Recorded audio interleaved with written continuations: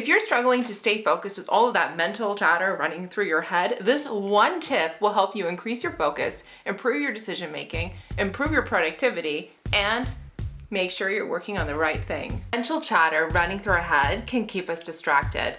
With everything zipping through our minds, it's not hard to find ourselves chasing the next squirrel. This is where we enter a unique version of what is known as the brain dump. We're gonna take the brain dump and we're gonna supercharge it. But first, let's start with the brain dump. Wondering what a brain dump is? It's when you take every single thought out of your mind and you put it on paper. Everything from, I need that financial report, to, I like bananas. Every single thought goes on this sheet of paper. By writing everything down from your mind onto that sheet of paper, what we are doing is creating space in our brains.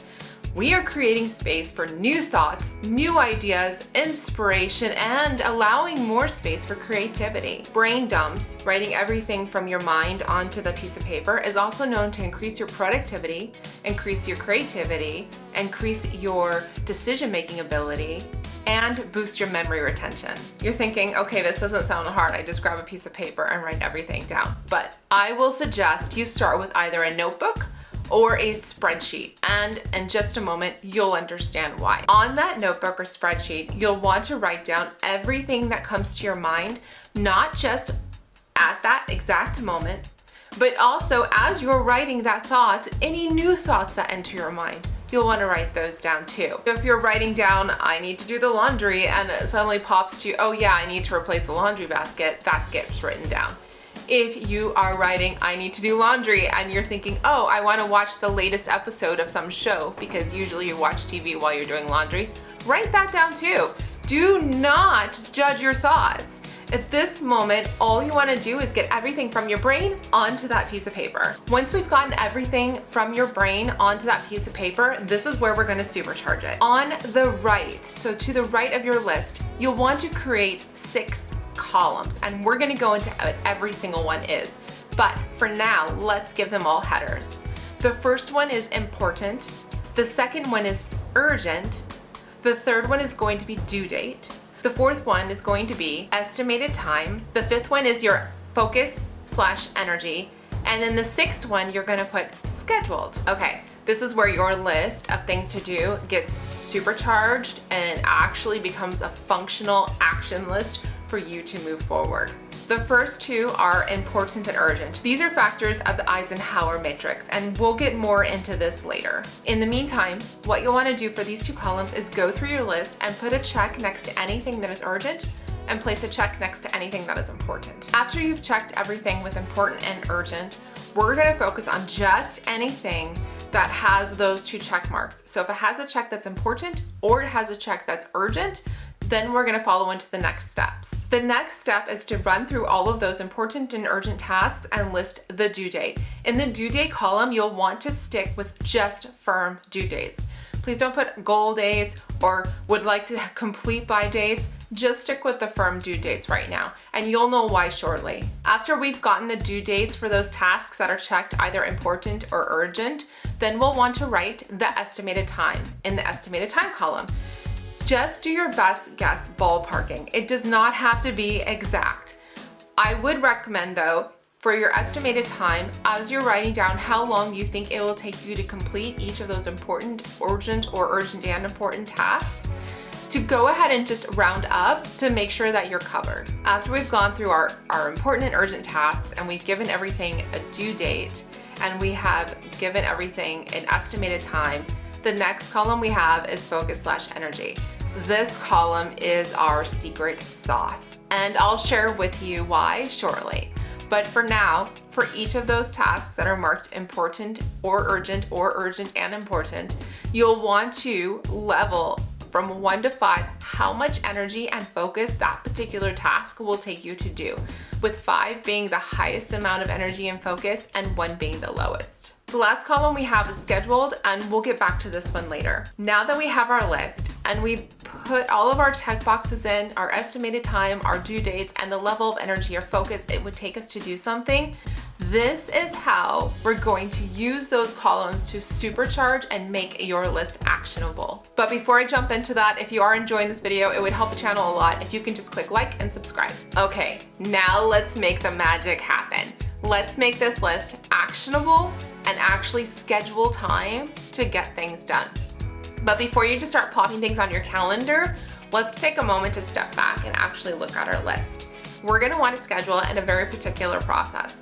This process will help ensure that the most important things are getting done first, and they're getting done at a time of the day where you are more likely to actually complete them. So let's dive in. I've broken out this process into what I like to call the 3 Ps.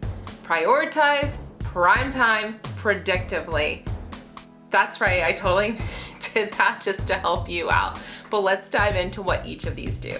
The first step is prioritize. Your important and urgent tasks are your do now tasks. Your important tasks are the ones that you want to schedule. Your urgent ones are the ones that you want to delegate whenever possible. And the last one is, if it's not marked urgent and it's not marked important, those are what is known as the delete tasks. But for now, let's just leave them on the list. Now that we have our important and urgent and we understand where those columns come in, I'm gonna share with you the order in which you're gonna schedule these, but don't schedule them just yet. At this point, we're just focusing on prioritizing the order that we're gonna schedule them. When you go to schedule your tasks, you'll want to schedule them in this order: urgent and important with due date, urgent and important without due date, important with due date, and then important without due date.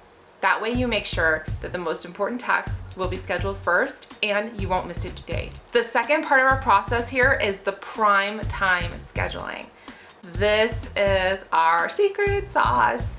This is where we look at the focus energy level column. For the items that have the highest amount of energy, what you'll want to do is look for an area during your day when you know you have the most energy and pick a block for that.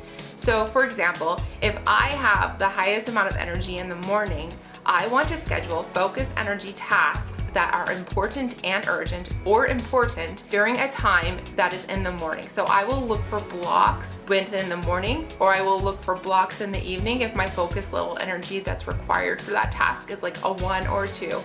3s tend to be your middle of the day situation, but your energy levels are something that is personal and unique to you. So as you're scheduling these, just make sure you keep in your mind when you have the most energy and when you have the least energy, and schedule the tasks that have the highest amount of energy during that particular block of time. Now that we know what the focus energy column is and why it's so crucial to helping make sure that you achieve your tasks, let's move into the next part of this process. And we're on to the last part of our process, which is predictively. That's where we use our estimated time that we have predicted that it will take to complete a task and schedule our time that way. For tasks that are going to take a long amount of time, you'll want to break those up whenever possible. And if it's a short amount of time, you can just fit it in any points that are available. Now let's actually move on to the official part of scheduling this. I am going to walk you through the entire process so that you can see how all of this comes together. So I'm gonna pop a few tasks on the screen, and then I'm gonna walk us through how to schedule them.